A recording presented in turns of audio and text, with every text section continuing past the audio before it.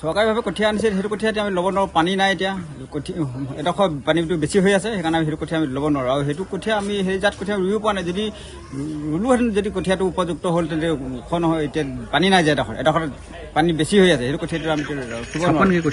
কঠীয়াবোৰ চাপৰ দেখিছে এতিয়া কঠীয়াটো একেবাৰে চাপৰ, এবেগেট ওখ, সেইটো কঠীয়া আমি পানী হোৱা নাই, পানী হ'লে মানে সেইটো ৰাখিব পাৰিলোঁ, কিন্তু পানী যে নাই সেইটো আমি এতিয়া ৰখা নাই, ৰাখিব নোৱাৰোঁ। তাৰমানে আমি অসম জাতীয়তাবাদী যুৱ পৰিষদে উচ্ছেদৰ সময় আগমুহূৰ্ত মানে উচ্ছেদৰ জাননী অহাৰ আগতে আমি কৈ থৈ আহিছিলোঁ যে খিলঞ্জীয়া মানুহৰ ওপৰত কোনো ধৰণৰ বুলডোজাৰ নচলাব বা খিলঞ্জীয়া মানুহক সম্পূৰ্ণৰূপে ক্ষতিপূৰণ দি বা তেখেতৰ ভূমি পট্টা প্ৰদান কৰি তাৰপিছত তেখেতসকলে তাৰপিছত আপোনালোকে বুলডোজাৰ চলাওক। কিন্তু চৰকাৰখনে কেৱল মাত্ৰ খিলঞ্জীয়া ওপৰত আক্ৰোশ স্থিতি গ্ৰহণ কৰি যিধৰণে বুলডোজাৰ চলাই আজি কৃষকসকলৰ ওপৰত বা সাধাৰণ ৰাইজৰ ওপৰত যিটো অত্যাচাৰ চলালে সেয়া দুৰ্ভাগ্যজনক আৰু লজ্জাজনক কথা।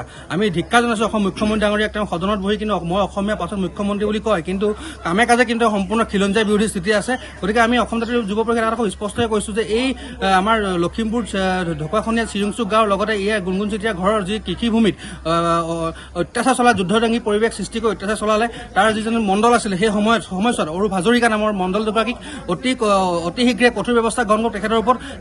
তেখেতক বাৰম্বাৰ পৰিয়ালৰ লোকে ৰিকুৱেষ্ট কৰিছিলে আৰু সেই স্থানত জিলা উপায়ুক্ত আছিলে, আৰক্ষী সকলোখিনি আছিলে, আৰক্ষী বিষয়াসকল সকলোখিনিয়ে কিন্তু কোনো ধৰণৰ এই বিষয়ে পদক্ষেপ গ্ৰহণ নকৰিলে, সেয়া দুৰ্ভাগ্যজনক কথা। গতিকে যিজন মণ্ডল আছিলে তেখেতে ইয়াত বিভিন্ন বৈষম্যমূলক পৰিস্থিতি গ্ৰহণ কৰা আমাৰ এই কথা আমি গম পাইছোঁ। গতিকে তেখেতৰ ওপৰত অতি শীঘ্ৰে কঠোৰ ব্যৱস্থা গ্ৰহণ কৰি ব্যৱস্থা গ্ৰহণ দাবী জনাইছোঁ।